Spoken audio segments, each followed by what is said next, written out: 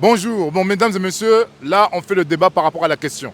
Donc la simple question c'est, entre les prophètes et le Messie, qui doit-on suivre? Point d'interrogation. Alors, il est clair et net. Bonjour à tous, salam alaikum, rahmatullahi wa barakatuh. J'espère que vous allez bien. Donc, nous revoilà avec Teddy pour répondre encore une fois à quelques questions, histoire de donner le goût aux gens de s'intéresser effectivement aux choses de l'invisible. Alors, la question qui est posée ici est de savoir entre Mohammed et Jésus, qui doit-on suivre? Les musulmans sont très clairs là-dessus, puisque nous, les musulmans, nous reconnaissons Jésus comme étant un des plus grands prophètes. N'est pas croyant, c'est-à-dire n'est pas musulman quiconque prétend ne pas suivre Jésus.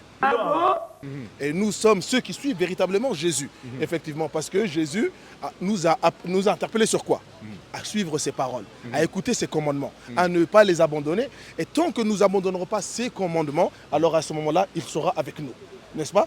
Et qui mieux que le prophète Mohammed est venu et a revivifié la croyance la croyance de Jésus.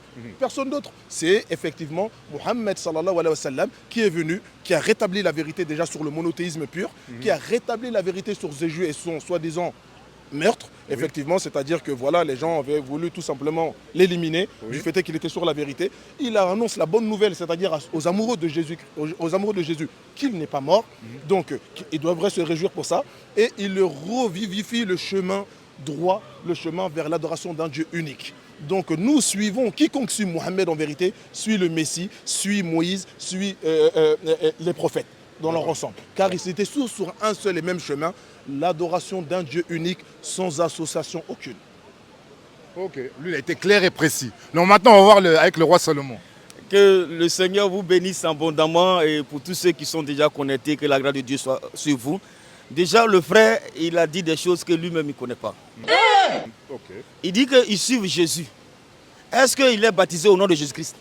Zombie. Maintenant, le Jésus qui suit là, où il est né, quel est son village? Il ne connaît même pas là où il est. Ah bon? Il dit qu'il suit quelqu'un. Marc chapitre 15, 16, verset 15 à 16.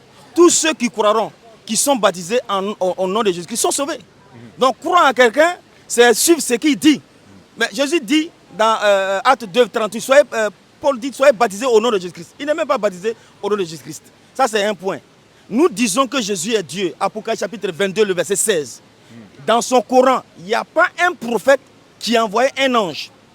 Il n'y a que Jésus qui a envoyé un ange. Il dit dans Apocalypse chapitre 22, le verset 16, c'est moi, Jésus, qui ai envoyé mon ange pour vous attester toutes ces choses. Dites à mon frère qu'il me montre un seul verset dans le Coran où Muhammad a envoyé un ange, étant donné qu'il est prophète. Ça, c'est d'abord une erreur, c'est pour le corriger. Et je viens encore dans la sourate 19, ayat 19, Jésus est pur, sans tache. Sourate 48, le verset 2, Muhammad, c'est un pécheur. Entre pécheur avec lui qui est juste, c'est qui on doit suivre. Je voulais dire à mon frère vraiment de suivre la lumière. Ça, c'est d'abord un. On va lire une sourate. Sourate 72, ayat 21. Allah dit, je ne possède aucun moyen. C'est Allah qui parle. C'est écrit dans Ézéchiel 17, 9.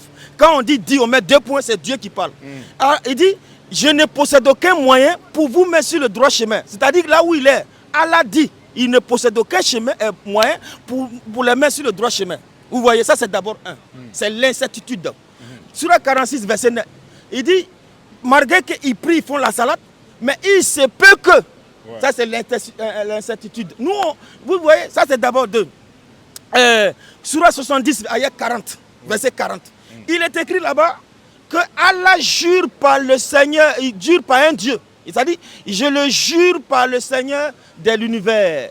Mais quel est ce Seigneur par qui Allah jure? Ésaïe 45, voilà comment notre Dieu va jurer. Ésaïe 45, 23, il dit, je le jure par moi-même. Mais quant à Allah, il jure par un Seigneur de l'univers. Oh, notre Seigneur Jésus-Christ est le Seigneur des Seigneurs. C'est ça le vrai problème que nos amis ont, parce qu'ils ne savent même pas qui est Jésus-Christ. Vous savez, Jésus, il est la lumière. Jean 8, verset 12, je suis la lumière du monde. Celui qui marche avec moi ne marchera point dans les ténèbres et aura la lumière de la vie. Mon frère ne connaît même pas Jésus. Je lui pose une question. Jésus est né où? Quel est son village? Il ne connaît même pas ça. Ça, c'est 2. Jésus, étant donné, s'il est un prophète, comme il le dit, est-ce que lui-même, il est baptisé au nom de Jésus-Christ, comme Jésus l'a ordonné à ses disciples? Est-ce que Jésus, étant donné que Jésus étant donné que Jésus est un prophète, comme il le dit, Jésus a envoyé des anges. Jésus a envoyé son ange.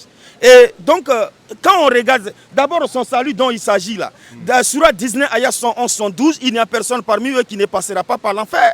Il s'agit là pour son Seigneur, une Satan irrévocable. Ensuite, nous allons délivrer ceux qui sont pieux, les non pieux vont passer. Vous voyez? Donc, ça d'abord même, il faut d'abord passer par l'enfer pour aller au paradis dont il parle. Et dans le paradis, mais il y a des ruisseaux de vin. Dans le Surat 47, le verset 47 et verset 15, il y a des ruisseaux de vin. Ils vont prendre des houris. Surat 55, ayat 111, 112. Ils vont prendre au moins 112 femmes, 75 femmes. Moi, je ne sais pas. Mais notre paradis, nous serons comme des anges. Marc 12, 25. Alléluia. Donc, c'est ça. Que le Seigneur vous bénisse. Ok, 1 minute 50. Qu'est-ce que tu as à dire par rapport à ça? Je dis encore une fois, on voit effectivement le désordre dans lequel est mon frère ici. D'accord. C'est-à-dire que quand tu leur demandes de rester sur un sujet, Oui. puisqu'ils ne maîtrisent aucun sujet, ils sont obligés de toucher à tout pour noyer les gens dans un flot d'informations mensongères. Ok. C'est ça qu'il a fait ici. Il a parlé de Houri, il a parlé de paradis, il a parlé de passage de l'enfer, tout ça. Ah, bon, c'est des choses qu'il ne maîtrise pas. Et comme il veut effectivement garder, c'est-à-dire son gagne-pain, qu'est-ce qu'il fait? Il va toucher à tout pour noyer les gens dans un flot d'informations. On a dit qui est le Messie. Est-ce que tu as demandé, ta question ici, c'était l'acte de naissance ou l'adresse de naissance de Jésus? Point d'interrogation. Ce n'est pas ta question. On parle de théologie ici. Tu vois, qui est le Messie? Qui doit-on suivre du Messie, du prophète? Les suivre pour aller où d'ailleurs? Hein? Les suivre pour aller dans le jardin des cieux, pour aller dans la satisfaction du Seigneur de l'univers, pour aller, c'est-à-dire dans la joie de ce que le Seigneur a voulu pour l'être humain. Des ténèbres spirituelles à la lumière parfaite. C'est de ça qu'il s'agit, c'est ça le chemin. Mais voilà, le frère, il est sauté, voilà. Et c'est ça, et c'est eux qui prêchent les chrétiens. Tu vois ou pas? C'est pour ça qu'il y a beaucoup de désordre encore dans le monde chrétien encore. Parce que le premier venu se prend la Bible et puis s'autoproclame prêtre, je sais quoi, voilà, tu vois. Et il ne peut même pas rester dans un sujet concis. Mais le musulman que je suis va le rappeler à l'ordre. On parle de qui est le chemin. Le chemin vers quoi? Vers la vérité. Voilà. Jésus n'a-t-il pas dit qu'il est effectivement le chemin, la vérité et la vie? Oui. Voilà. Et le prophète Mohammed sallallahu alayhi wa sallam a dit quoi? La ilaha illallah. La ilaha illallah, c'est la parole que tous les messagers ont eu à dire et à annoncer à leurs disciples. Quiconque est sur ce chemin de la ilaha illallah et qui suit les commandements de Dieu, les limites sacrées d'Allah, qui tient en son sein les limites sacrées d'Allah, qui ne les transgresse pas, celui-là est sur le chemin droit. Un chemin qui mène vers la piété, un chemin qui mène vers la véracité. Donc encore une fois, nous sommes clairs. Le chemin, c'est Jésus.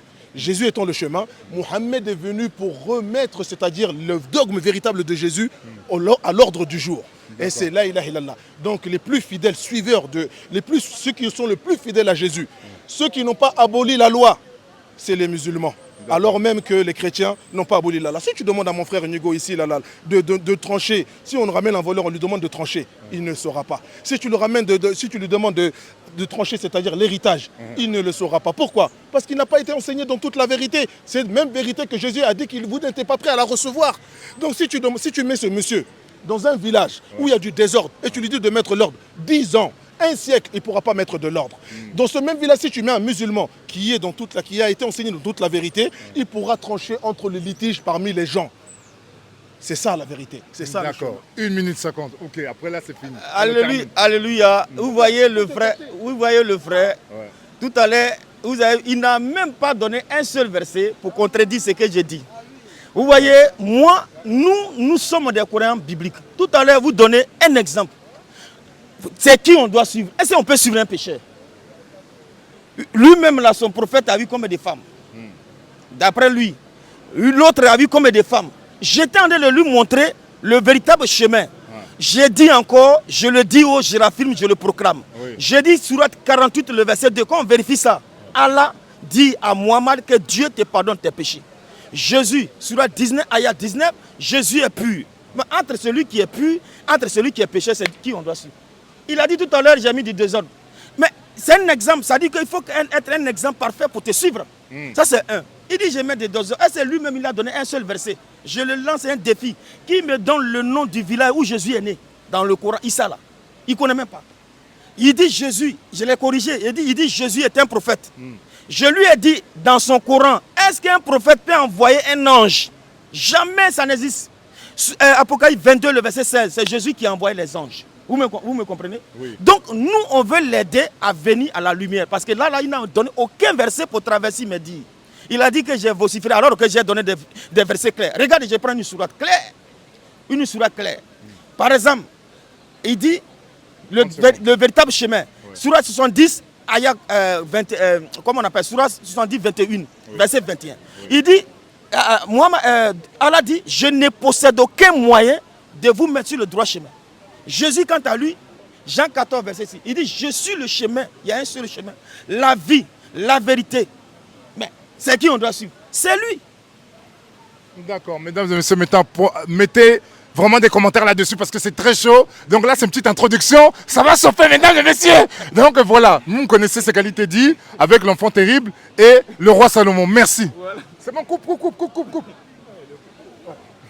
Attendez. Abonne-toi.